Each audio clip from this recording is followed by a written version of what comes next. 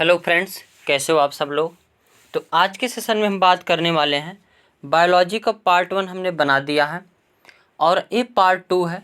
धीरे धीरे हम पूरे बायोलॉजी को कंप्लीट कर लेंगे और लास्ट में कुछ क्वेश्चन आंसर को भी देखेंगे जो मोस्ट इम्पॉर्टेंट होने वाला है। आगे है घास खाने वाले जंतुओं में पाचन। घास खाने वाले जंतुओं में पाचन कैसे होता है, यहाँ से भी एक क्वेश्चन देखने को मिलता है। तो आगे देखते हैं। गाय, भैंस तथा घास खाने वाले शाकाहारी अन्य जंतुओं को देखा है। वे उस समय भी लगातार जुगाली करते रहते हैं जब वे ना खाना खा रहे हों। वास्तव में वे पहले जो कुछ भी खाते हैं, घास वगैरह, वो सब पेट में जल्दी से निगलकर अमाशय के एक भाग में क्या कर लेते हैं, भंडारित कर लेते हैं। उसके बाद भाग रुमेन यानी प्रथम अमाशय यह कहलाता है। रूमिनेंट में अमाशय 4 भागों में बटा होता है। जैसा कि इस फिगर में आप सभी लोग देख सकते हो, अमाशय कितने भागों में बटा है, 4 भागों में बांटा गया है। यहाँ पे मुख से अपना भोजन आहार लेता है और उसके बाद ग्रास नली द्वारा रूमेंट, इसलिए इसे रूमिनेंट भी कहते हैं। बड़ी आंत ऊपर है, छोटी आंत इधर साइड में है और उसके बाद रूमेन यहाँ पर है। जुगाली करते हुए पहले इकट्ठा भोजन को कर लेते, उसके बाद धीरे धीरे उस भोजन का पाचन करते हैं, मुंह में ले आते हैं और पाचन करते हैं। रूमेन में भोजन का आंशिक पाचन होता है। आंशिक पाचन भोजन का किस में होता है, तो रूमेन में होता है, जिससे जुगाल या कड़ कहते हैं।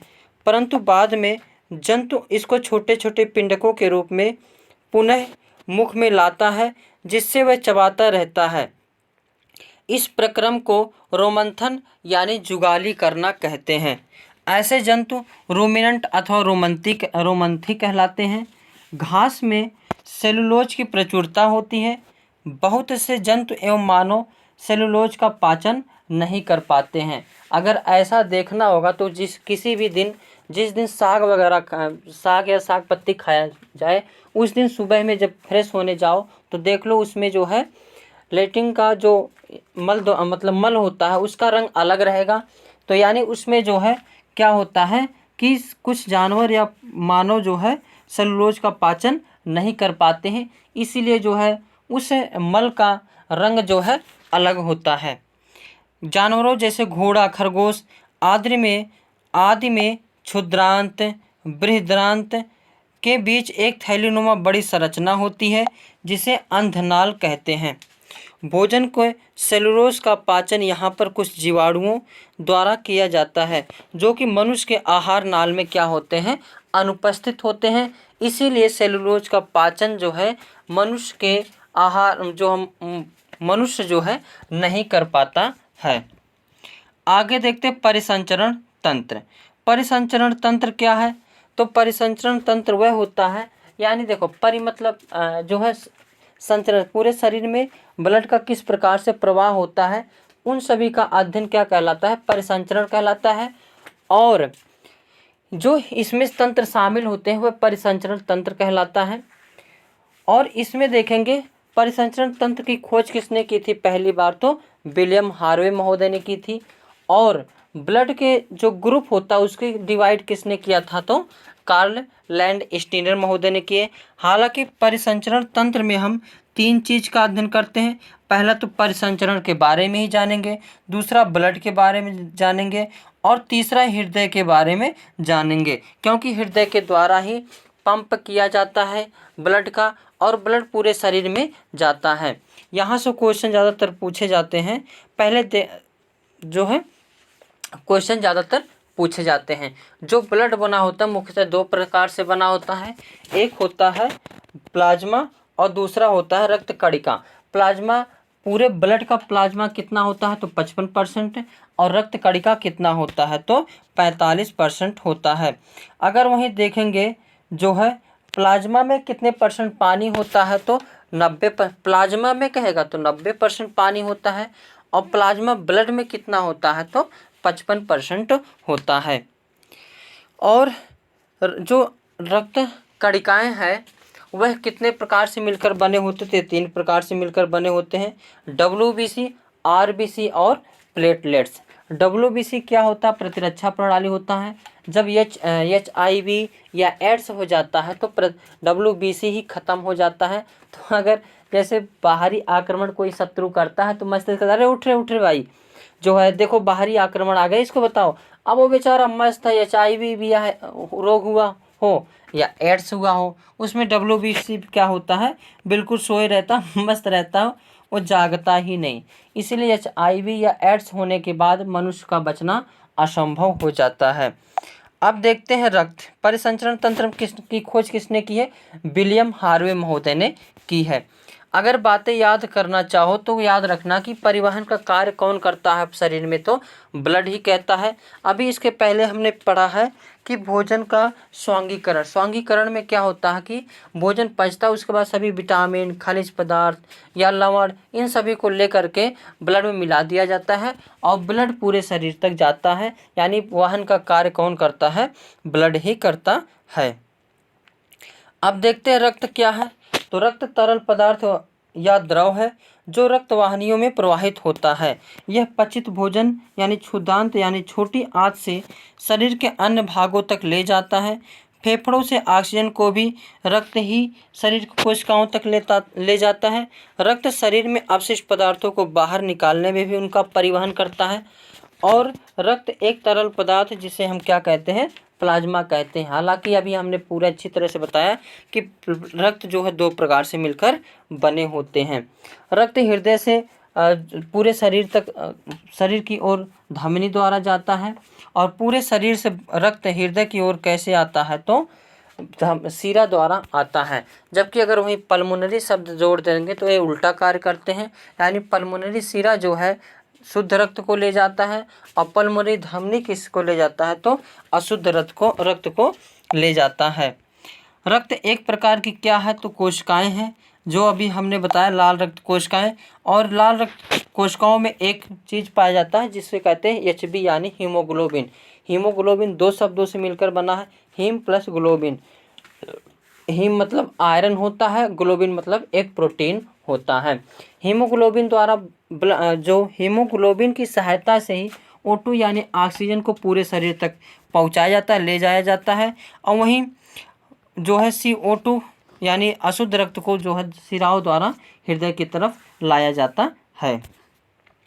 कभी कभी प्रश्न पूछा जाता है कि ब्लड का रंग लाल क्यों होता है? तो हीमोग्लोबिन के कारण होता है। एक प्रश्न यहाँ से ये भी बनता है कि महिलाओं में रक्त क्यों कम होता है? हालांकि सब लोग तो अगर शादीशुदा व्यक्ति से पूछोगे तो कहेंगे महिला पुरुषों का खून चूसने के लिए भगवान ने आधा मतलब थोड़ा कम खून दिया है ताकि अपने पतिदेव का खून को चूस सके। ये सब मिथ्या है। उनके अंदर इसलिए ब्लड की कमी होती है क्योंकि उनके अंदर आयरन कम पाया जाता है। जिसके अंदर आयरन कम होगा उसके अंदर ब्लड क्या होगा? कम होगा। और वहीं जैसे ब्लड की कमी ज़्यादा, आयरन की कमी किसको हो जाती है? महिलाओं को ज़्यादा इसलिए हो जाती है ब्लड की कमी। और अंततः सभी कोशिकाओं का तक परिवहन करता है। एक कोशिकाएं उन रोगाणुओं को नष्ट कर WBC हमने अभी बताया ना, ये 3 चीज़ से मिलकर बना होता है, WBC, RBC और प्लेटलेट्स। WBC प्रतिरक्षा प्रणाली का कार्य करता है। और ब्लड में रक्त का थक्का अगर नहीं जमता है तो विटामिन K की कमी है। यानी अब पूरे शरीर में ब्लड का थक्का ना जमे तो इसलिए उसमें हिपैरिन नाम का एक प्रोटीन पाया जाता है जिससे शरीर में रक्त को थक्का जमाने से क्या करता है? बचाता है। अगर वहीं बात करें तो बाहर अगर ब्लड निकल रहा है तो अगर ब्लड नहीं जमता है तो उससे ब्लड निकलने से मृत्यु भी हो सकती है। इसीलिए ब्लड अगर बाहर निकलता है तो यानी उसको दबा दिया जाता है ताकि वह रक्त का थक्का जम जाए और ब्लड बाहर ना निकले। आगे देखते हैं रक्त वाहिनियाँ। रक्त वाहिनियाँ वही हमने जो बात की है, वाहिनी मतलब वाहन ले जाने वाला। धमनी शुद्ध रक्त को ले जाता है, सिरा अशुद्ध रक्त को ले आता है। और हृदय की धड़कन देखो, प्रति मिनट स्पंदन की जो दर जो है, धड़कन कितनी तेजी से हो रही है उसको कहते हैं स्पंदन दर। एक वयस्क व्यक्ति जो होता है कितनी बार उसका दिल धड़कता है? तो 72 से 80 स्पंदन प्रति मिनट होता है। और जो धमनी होता है, धमनी वास्तव में क्या होती हैं? अपेक्षाकृत पतले मोटी होती हैं, जबकि सिराएं क्या होती हैं, पतली होती हैं। और इसको नोट कैसे करते हैं तो 120 अगर बीपी को नोट करने की बात करेगा तो बीपी को कैसे नोट करते हैं, 120/80, यानी 120 के रफ्तार से रक्त जाता है और 80 के रफ्तार से रक्त आता है। सिरा जो है कि पतला होता है, इसलिए उसमें क्या लगे होते हैं, वाल्व लगे होते हैं, जबकि धमनी में वाल्व कोई लगा नहीं होता है। हालांकि सभी बातें इसमें हमने बता दिया। अब देखते हैं हृदय। हृदय वह अंग है, हृदय क्या है तो हृदय वह अंग है जो रक्त द्वारा पदार्थों के परिवहन के लिए पंप के रूप में कार्य करता है। हृदय किस पेशी से बना होता है तो कार्डियक पेशी से बना होता है, और हृदय के ऊपर एक झिल्ली कार्य करती है, उस झिल्ली का नाम होता है पेरिकार्डियक झिल्ली। और इस मानव का हृदय कितने कक्षीय होता है तो 4 कक्षीय होता है, 2 आलिंद 2 निलय। इसको अगर डिवाइड करेंगे, आलिंद और निलय को अलग करता है कौन सा तो मतलब द्विपर्दी वाल्व यहाँ पे लगा है, इधर बायां निलय इधर है दायां निलय, और त्रिपदी कपाट एक होता है, वह आलिंद और निलय को क्या करता है, अलग करता है। हृदय अस्पंद, हृदय या जो चिकित्सा में हृदय अस्पंद को मापने के लिए कौन सा यंत्र उपयोग में आता है तो स्टेथोस्कोप। और यहाँ से जो है आवाज़ कौन सी आती है तो लब डब की आवाज़ आती है। आगे देखते हैं मानव उत्सर्जन तंत्र। मानव उत्सर्जन तंत्र यानी मनुष्य के शरीर में कुछ पदार्थ अपशिष्ट पदार्थ भी हो तो उसको निकालना बहुत ज़रूरी है। अगर नहीं निकालेंगे तो शरीर क्या हो जाएगा, रोग से ग्रस्त हो जाती है। तो ये क्या है, कोई वयस्क व्यक्ति सामान्यतः 24 घंटे में 1 से 1.8 लीटर मूत्र प्रत्येक दिन क्या करता है, विसर्जन करता है। और मूत्र में 95% से जल और 2.5% यूरिया और 2.5% अन्य अपशिष्ट पदार्थ होते हैं। एक यहाँ से प्रश्न पूछा जाता है कि जो मूत्र में गंध क्यों होता है तो वायु से क्रिया करके यूरिया किस रूप में बन जाती है, अमोनिया के रूप में बन जाती है, इसलिए वहाँ से जो मूत्र जहाँ पे हुआ रहता है वहाँ से क्या होता है, गंध निकलता है। कभी कभी किसी व्यक्ति का वृक्क काम करना बंद कर देता है तो ऐसा से किसी संक्रमण अथवा चोट के कारण हो सकता है। वृक्क के अक्रिय हो जाने पर की स्थिति में रक्त में अपशिष्ट पदार्थ की मात्रा बढ़ जाती है और ऐसे व्यक्ति की अधिक दिनों तक जीवित रहने की संभावना कम हो जाती है, क्योंकि ब्लड पूरे शरीर से अपशिष्ट पदार्थों को ले आता है और रक्त जो है वृक्क क्या करता है, उसको छानने का काम करता है।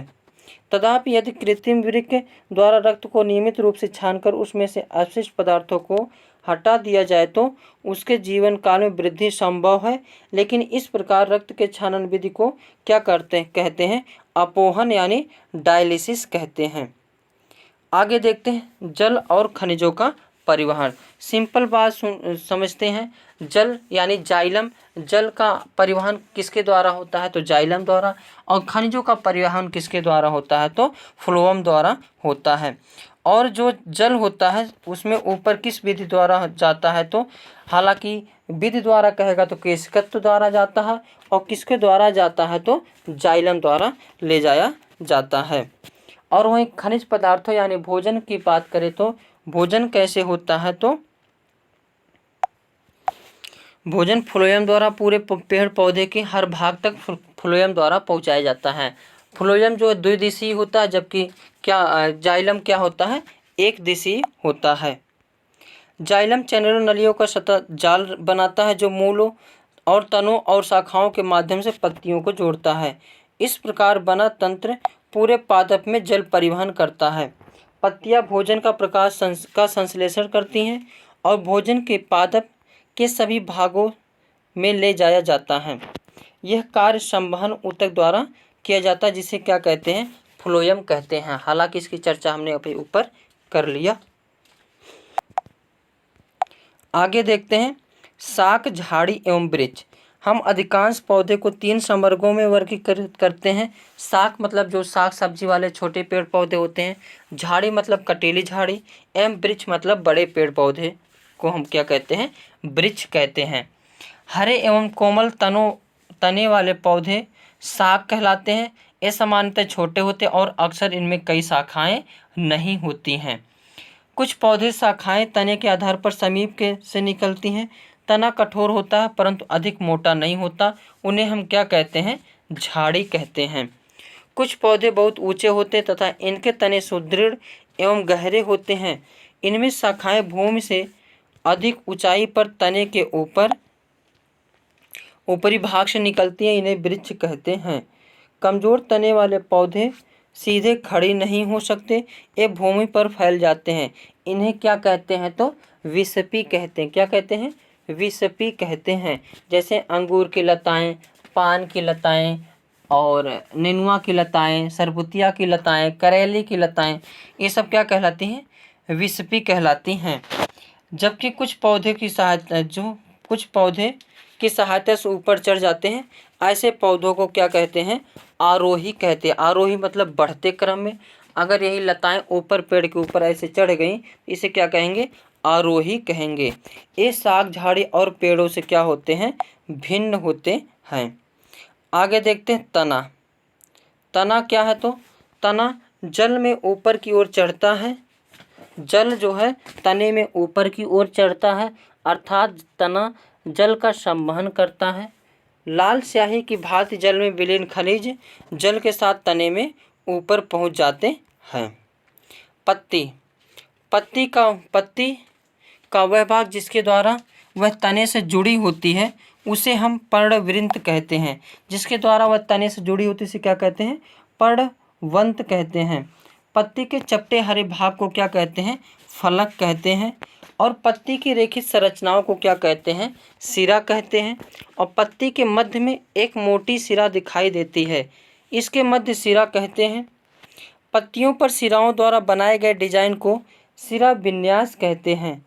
यह डिजाइन इनके मध्य सिरा के दोनों ओर जाल जैसा होता है, तो यह सिरा विन्यास जालिका रूपी कहलाती है। घास की पत्तियों में यह सिराएं एक दूसरे के समांतर होती हैं, ऐसे सिरा विन्यास को समांतर सिरा विन्यास कहते हैं। पत्तियां प्रकाश और हरे रंग के एक पदार्थ की उपस्थिति में अपना भोजन बनाती हैं। इस प्रक्रिया में कार्बन डाइऑक्साइड का उपयोग करती हैं और इस प्रक्रम को क्या कहते हैं, प्रकाश संश्लेषण कहते हैं। इसमें CO2 लिया जाता है और O2 बाहर निकाला जाता है। उसके बाद देखते हैं जड़। मुख्य जड़ को मूसला जड़ कहते हैं। मुख्य जड़ को क्या कहते हैं, मूसला जड़ कहते हैं तथा छोटी छोटी पार्श्व जड़ कहते हैं। जिन पौधों की उनमें कोई मुख्य जड़ नहीं होती, सभी जड़ें एक समान दिखाई देती हैं, इन्हें हम झकड़ा जड़ अथवा रेशेदार जड़ कहते हैं। जैसे घास की जड़ें कैसी हैं, तो झकड़ादार जड़ या रेशेदार जड़ होती हैं। जड़ें मिट्टी से जल का अवशोषण करती हैं तथा तना जल एवं खनिज को पत्ती एवं पौधों के अन्य भागों तक पहुंचाता है। पत्तियां भोजन संश्लेषित करती हैं और यह भोजन तने से होकर पौधों के विभिन्न भागों में संग्रहित हो जाता है। इस प्रकार की कुछ जड़ों जैसे गाजर, मूली, शकरकंद, शलजम एवं टेपिएका आदि को हम खाते हैं। पुष्प। खिले हुए पुष्प का प्रमुख भाग पुष्प की पंखुड़ियाँ है। विभिन्न पुष्पों की पंखुड़ियाँ अलग अलग रंगों की होती हैं। एक प्रश्न क्या आप सभी लोग बता सकते हो, किस रंग का जो है फूल ये पूरे संसार में नहीं पाया जाता? इसका कमेंट बॉक्स में लिख करके आंसर बता सकते हैं। और पुष्प के केंद्र में स्थित भाग को क्या कहते हैं, तो स्त्री केसर कहते हैं। एक पुष्प के अंडाशय यह स्त्री केसर का सबसे निचला एवं फूला हुआ भाग होता है। अंडाशय में छोटी छोटी गोल संरचनाएं दिखाई देती हैं, इन्हें हम बीजांड कहते हैं। क्या कहते हैं, तो बीजांड कहते हैं। आगे है मानव शरीर एवं इसकी गतियां। मानव शरीर एवं उसकी गतियां, जहाँ पर दो हिस्से एक दूसरे से जुड़े हों, उदाहरण के लिए जैसे कोहनी, कंधा, गर्दन, इन स्थानों को संधि कहते हैं। संधि का मतलब ही होता है जोड़। क्या होता है, जोड़। पहली है कंदुक खल्लिका संधि। कौन सी? कंदुक खल्लिका संधि। इसमें एक गोले की तरह होता है, एक पूरा जो है गोलाकार गड्ढानुमा होता है, उसमें बैठ करके होता है। जैसे कल्पना कीजिए, यदि कागज का बेलन आपका हाथ है तथा गेंद इसका एक सिरा है, कटोरी कंधे हैं कि उस भाग के समान से आपका हाथ जुड़ा है, एक अस्थि का गेंद वाला गोल हिस्सा दूसरी अस्थि की कटोरी रूपी गुहिका में धंसा होता है। इस प्रकार के सभी दिशाओं में इस प्रकार का संधि जो है सभी दिशाओं में क्या कर सकता है? मूव कर सकता है। जैसे हाथ जो है जड़ से जब हम कंधे से हिलाते हैं तो पूरा चारों तरफ हिल जाता है, उसे हम क्या कहेंगे? जो है कंदुक खल्लिका संधि कहेंगे। धुरान संधि क्या होता है? तो यह गर्दन तथा सिर को जोड़ने वाली संधि धुरांध्र संधि कहलाती है। इसके द्वारा सिर को आगे पीछे दाएं बाएं घुमा सकते हैं, जैसा कि इस फिगर में दिखाया गया है। धुरांध्र संधि में बेलनाकार अस्थि एक छल्ले के रूप में घूमती है। अगली है हिंज संधि। हिंज संधि क्या है? तो जैसे दरवाजा एक ही तरफ खोल सकते हो, दूसरे तरफ नहीं खोल सकते, उस ऐसे संधि को हम क्या कहते हैं? हिंज संधि कहते हैं। यानी यह एक दिशा में ही गति होने देता है। जैसे कोहनी में हिंज संधि होती है, घुटनों में कौन सी संधि होती है? तो हिंज संधि होती है। एक होता है अचल संधि। अचल मतलब बिना चलने वाला, यानी हिले डुले नहीं, उसे हम कहते हैं अचल संधि। अचल संधि अस्थियां इन संधियों पर हिल नहीं सकती, ऐसी संधियां को अचल संधि कहते हैं। जैसे अब जबड़े को सिर से दूर ले जाते हैं, ऊपरी जबड़े एवं कपाल के मध्य कौन सी संधि है? तो अचल संधि है। एक्सरे चित्र से हमें शरीर के अस्थियों की आकृति का पता चलता है, उससे हमको देख लेते हैं कि ये टूटा फूटा तो नहीं है, सब चीज़ सही है। आगे अंगुलियाँ। अपने अंगुलियों को मोड़िए। यह अनेक छोटी छोटी अस्थियों से बनी है, जिन्हें कार्पेल कहते हैं। क्या कहते हैं? कार्पेल कहते हैं। आगे है पसलियाँ। पसलियाँ विशेष रूप से मोड़ी हुई हैं। वे वक्ष की अस्थि एवं मेरुदंड से जुड़कर एक बक्से की रचना करती हैं। इस संकी रूपी बक्से पसली पिंजर कहते हैं। जैसे सीने में हड्डी जो है, यहाँ पे पसली आकर के बिल्कुल ऐसे क्या है? मुड़ मुड़ के है। इसी के अंदर हृदय, मतलब मेन जो काम है शरीर का फैक्ट्री वाला, वो पूरा इसी में के अंदर स्थित है।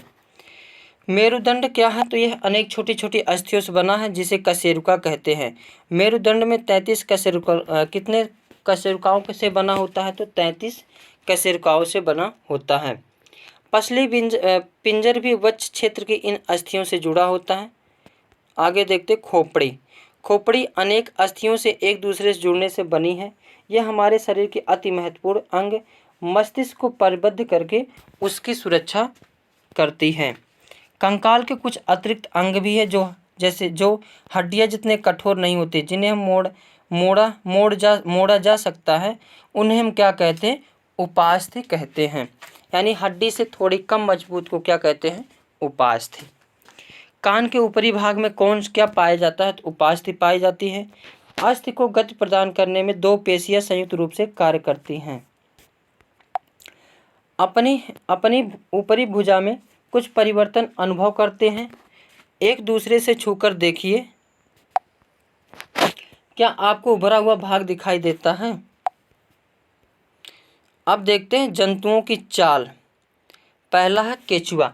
केचुओं का शरीर एक दूसरे से सटाकर रखे गए अनेक छल्लों से बना प्रतीत होता है। केचुए के शरीर में अस्थियां नहीं होती, परंतु इसमें पेशियां होती हैं, जो इसके शरीर के घटने और बढ़ने में सहायता करती हैं। इसके शरीर में चिकने पदार्थ होते हैं, जो इसे चलने में सहायता करते हैं। इसके शरीर में छोटे छोटे अनेक सूक्ष्म यानी बाल जैसी आकृतियां होती हैं। ये सूक्ष्म पेशियों से जुड़े होते हैं। ये सूक्ष्म मिट्टी में उसकी पकड़ को क्या करते हैं? मजबूत बनाते हैं। कभी केचुआ निकालना देखो, पूरा पावर लगा देते हो, फिर भी जाके निकलता है। केचुआ वास्तव में अपने रास्ते में आने वाली मिट्टी को खा लेता है और उसका शरीर अनपचे पदार्थ को बाहर निकाल देता है। केचुए द्वारा किया गया कार्य मिट्टी को क्या करता है? उपजाऊ बनाता है, जो कि पौधों को फायदा पहुंचाता है। केचुआ रहने से ऑक्सीजन यानी हवा जो है, गैसें पृथ्वी के अंदर जा सकती है, जिससे जो है पेड़ पौधे में वृद्धि अच्छी तरह से हो पाता है। और केंचुओं को जो है किसान का मित्र भी कहते हैं। क्या कहते हैं? किसान का मित्र भी कहते हैं। आगे देखते हैं घोंघा। घोंघा क्या है? तो इसकी पीठ पर गोल संरचना होती है जिसे हम कवच कहते हैं, और यह घोंघे का बाह्य कंकाल होता है। कोई भी जानवर दो कंकाल से बना होता है, एक बाह्य कंकाल, एक आंतरिक कंकाल। जिसको छूने से जो है मजबूती लगे वह होता है बाह्य कंकाल, जैसे घोंघा, केकड़ा, कछुआ, बिच्छू, मच्छर, ये सभी में कौन सा कंकाल पाए जाते हैं? चींटी, बाह्य कंकाल। और जिसके छूने से नरम लगे तो उनमें कौन सा कंकाल पाए जाते हैं? तो आंतरिक कंकाल पाए जाते हैं। जैसे मनुष्य हो गया, जानवर, गाय, भैंस, ये सब में कौन सा कंकाल होता है? आंतरिक कंकाल होता है। आगे देखते हैं तिलचट्टा।